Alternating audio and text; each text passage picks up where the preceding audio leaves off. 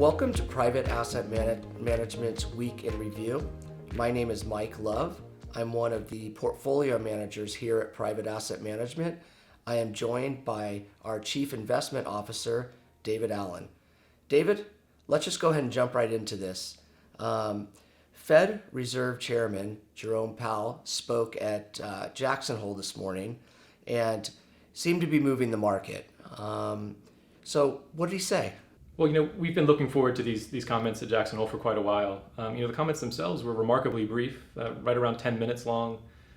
Usually these speeches tend to go on a bit longer, particularly at Jackson Hole. But in those 10 minutes, I think Jerome Powell delivered a pretty hawkish message. He really talked about price stability being the bedrock of the U.S. economy, and talked about some of the pain that households might feel as the Fed continues to fight inflation to regain price stability. And then he also, finished with a real message from history against cautioning against loosening policy too early. And I think together, these are a lot of the comments that he's been making in previous statements, but it really was a distillation of the more hawkish message that he's been trying to relay to markets and investors in general, without some of the dovish pieces that have been in past comments. Well, I mentioned earlier that his speech definitely moved the market. Is there anything that jumps out at you when you kind of took a look at the entirety of the market after his speech? It's been interesting watching how the markets have reacted to these comments. Initially after he finished, U.S. equity markets rallied and actually turned positive earlier this morning. But since then, we've seen markets fall. Right now, they're down between 1.5% and 2% this morning. In terms of Treasury rates, long-term rates have remained pretty well anchored, but it's really on the short end, particularly the 2-year Treasury yield, that we've seen an increase. We think that's largely a recognition that the Fed is likely to increase rates a bit further and perhaps keep them higher longer than what the market expected before the comments this morning.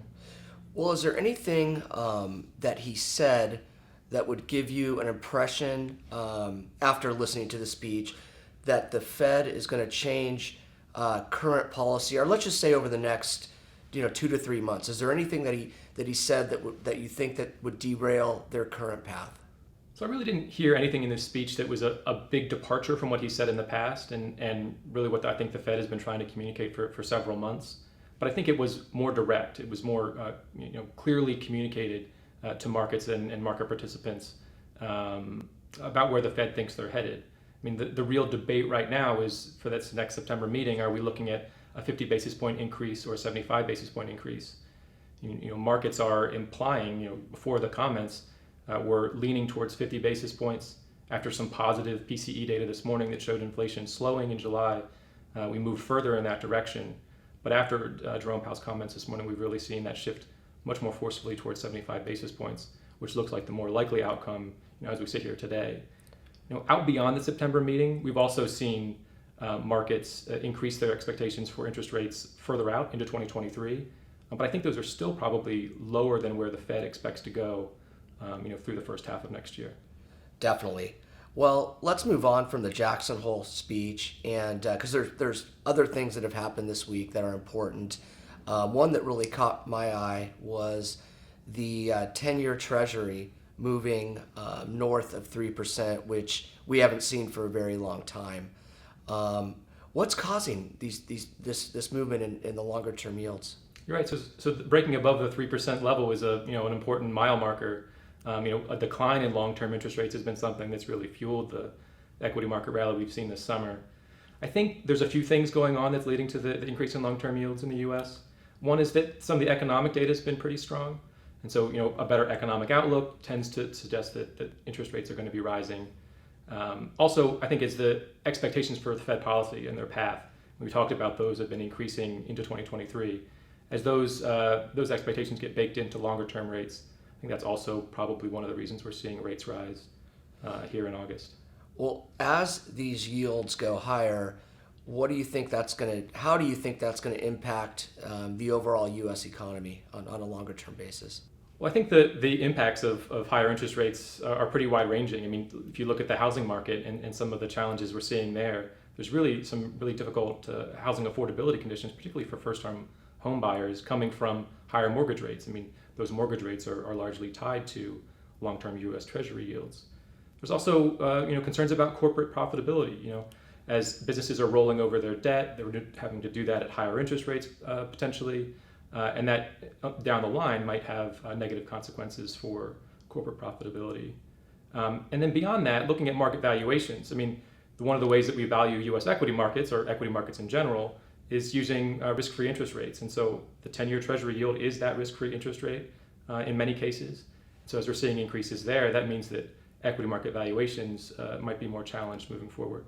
Changing gears, let's hit on a political hotspot, but let's keep it if we can, let's keep it non-political. President Biden recently announced a loan forgiveness program. What's in this program? What are the highlights? What's kind of the meat of the overall program? Well, to provide some context, at the end of the second quarter, there were $1.6 trillion in outstanding student loans in the U.S. That's about 6.5% of U.S. GDP. So this isn't an insignificant issue for the economy and for markets. So what's being proposed is $10,000 of loan relief for individuals earning less than $125,000 a year, or households earning less than $250,000 a year. And then any student loan borrowers who were eligible for Pell Grants, they have an expanded relief available to them of $20,000. In addition to that, and I think very importantly, this plan also includes really a hard date to end the loan repayment moratorium that began back in March 2020. And so at the end of this year, moving into next year, we're going to begin to see repayments begin again after being suspended for quite a long time. Well, what do you think will be the total cost of this program? So there's a wide range of estimates, anywhere from $300 billion to about $700 billion. Based on some of the estimates from the Department of Education, however, we tend to think that the total forgiveness might be right around $570 billion. So then, if we look at the U.S. economy in general, what do you think the impact of this program, if any, will have on the U.S. economy? Well, one of the criticisms of the plan that we've seen emerge since it was announced is that it's going to be inflationary for the U.S. economy. While the Fed is doing all this work to fight inflation, the government is now introducing an inflationary force into the economy. I would push back against that.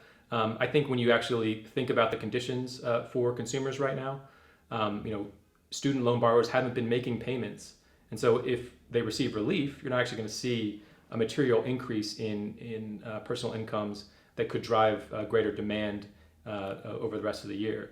Now, there is going to be a perhaps small increase in consumption related to a permanent net wealth increase that comes from loan relief, but I think the inflationary pressures that this plan is going to provide are going to be pretty small.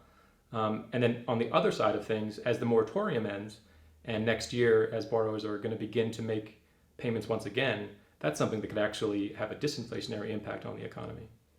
And I understand that you wrote a pretty detailed analysis of the forgiveness plan on our blog. Is that correct?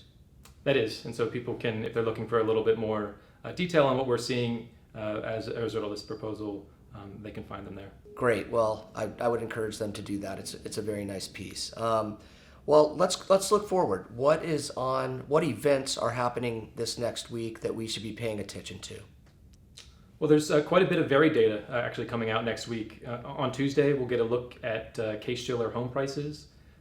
Really interested in that this month because we're seeing some signs of month-over-month price declines in some of the existing home sale data. It'll be interesting to see if that is reflected also in the Case-Shiller data when it comes out next week.